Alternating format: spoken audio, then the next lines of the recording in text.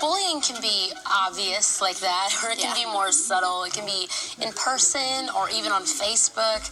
It comes in so many different ways, and we talked about this a little bit before, that you have some experience in bullying, but in a different way. Can you share about that? Yeah.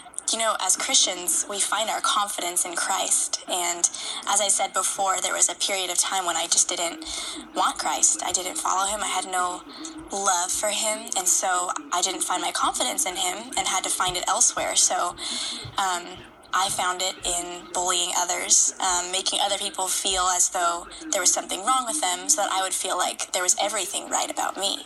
Throughout that time, I had some really close friends who were also Christians and saw the way that I was living, and they would come to me even and tell me, like, do you understand that you're really offending people by the way that you're living? And I just didn't want to listen. I really had no desire to change because I just had, like I said, just no root in Christ. And it wasn't until the Lord really just stripped me of my selfishness and just showed me how much I really had been a bully, that I was able to look back and see those friends as such an encouragement, that they would care enough to let me know that that was the way that I was living. It's so important as Christians to constantly be looking at our lives because, like you said, bullying isn't always so obvious. It can be subtle, and not everybody who's feeling bullied is even going to want to talk about it. So you're not always going to know who's feeling bullied. So I still have to check myself and say, am I finding my confidence in Christ, or am I still finding confidence by making others feel bad?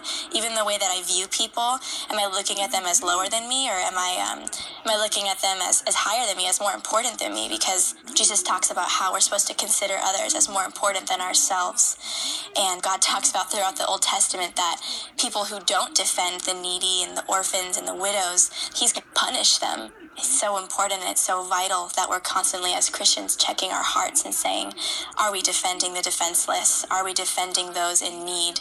And if we're not, God's going to smack us.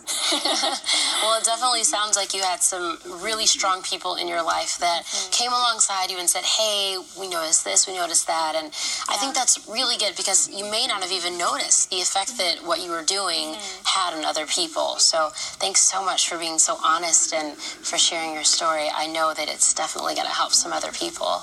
And for everybody watching at home, we'll be back real soon.